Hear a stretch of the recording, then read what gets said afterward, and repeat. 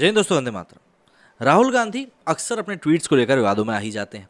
वहीं हिंदू पर्वों पर अगर हम उनके बधाई देने के तरीके को देखें तो अक्सर उनकी बधाई से जो जिसको भी लेकर वो बधाई देते हैं वो भगवान ही गायब होते हैं। चाहे महाशिवरात्रि की बात कर लें या अभी हाल ही में जगन्नाथपुरी की जो रथ यात्रा होती है उसकी बात कर लें, मतलब बधाई वो सभी की देते हैं, लेकिन वहाँ से जो भगवान होते हैं उनकी प्रतिमा हमेशा ही गायब होती है। और ऐसा ही इस बार भी हुआ है। उड़ीसा का पुरी जगन्नाथ रथ यात्रा के लिए काफ़ी मशहूर है, जगन्नाथ भगवान की रथ यात्रा के लिए।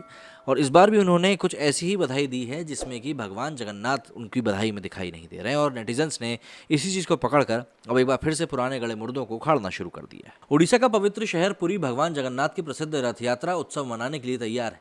पुरी जगन्नाथ यात्रा इस बार 1 जुलाई 2022 से शुरू हो रही है।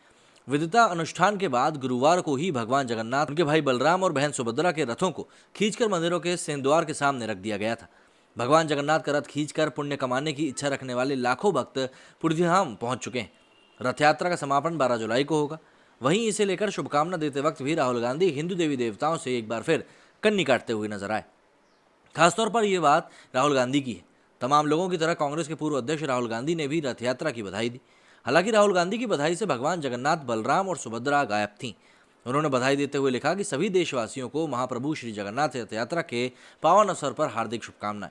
मैं कामना करता हूं और श्रद्धा और आस्था से भरी ये यात्रा आप सभी के जीवन में सुख, समृद्धि और शांति और बेहतर स्वास्थ्य लेकर आए। अब इसी को लेकर कई लोगों में काफ़ी रोष है। दरअसल राहुल गांधी ने शुभकामना तो दे दी, लेकिन उनके अंदर का हिंदू घृणा एक बार फिर झलक उठा। ट्वीट को देखेंगे तो आप पाएंगे कि इसमें किसी भी भगवान की तस्वीर या प्रतिकृति नहीं लगाई गई है। हालांकि मूर्ति पूजा के लिए उनकी नफरत काफ़ी पहले ही स्पष्ट हो चुकी है, और ये पहली बार नहीं है। ना राहुल गांधी ने अनजाने में ऐसा किया है। राहुल गांधी जब भी हिंदू त्योहारों की शुभकामनाएं देते हैं तब उससे जुड़े हिंदू देवी देवताओं की तस्वीरें गायब कर देते हैं। ये आरोप सोशल मीडिया पर उन पर हमेशा लगते रहे।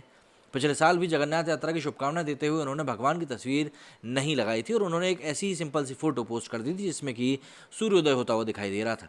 इसी के ऊपर चैनपुरिया नामक एक यूजर ने ट्वीट किया कि no idols and figure representation of भगवान Jagannath and others consistent with all his previous post on Hindu festivals, his hate for idol worship is pretty evident. इसके साथ ही IMAC2 ने लिखा था कि probably the first greeting to Hindus by the prince without any प्रवचन।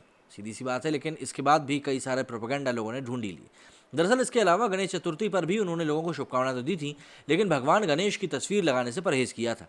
ठीक इसी तरह पिछले साल कृष्ण जन्माष्टमी की शुभकामनाएं देते हुए भी उन्होंने मोरपंख से काम चला लिया था, और महाशिवरात्रि पर भी उन्होंने भगवान शिव की तस्वीर को नहीं लगाया था, बल्कि मानसरोवर पर्वत की तस्वीर को लगाकर उन्होंने खाना पूर्ति से कर दी थी। सिर्फ इतना ही नहीं, उन्होंने पिछले साल बसंत पंचमी और सरस्वती पूजा के लिए भी शुभकामना संदेश तो दिया, लेकिन फोटो किसान का लगा दिया।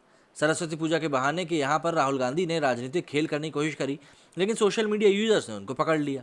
दरअसल उन्होंने इस ट्वीट में लिखा था कि bye letting students hijab come in the way of their education we are robbing the future of the daughters of India. माँ Saraswati gives knowledge to all, she doesn't differentiate, hashtag Saraswati पूजा।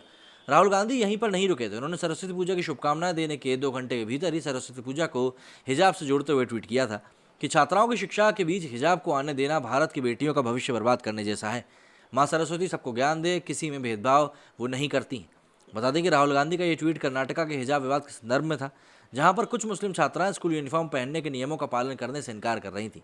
वो सेक्युलर शैक्षणिक संस्थानों के अंदर हिजाब पहनने पर जोर दे रही थी, जिसके बाद शैक्षणिक संस्थानों ने मौजूदा नियमों का पालन नहीं करने की वजह से उन्हें एंट्री देने से मना कर दिया था। हालांकि बाद में सुप्रीम कोर्ट ने भी हिजाब पहनकर स्कूल कॉलेज जाने पर रोक लगाते हुए कहा था कि हिजाब इस्लाम का अनिवार्य हिस्सा नहीं।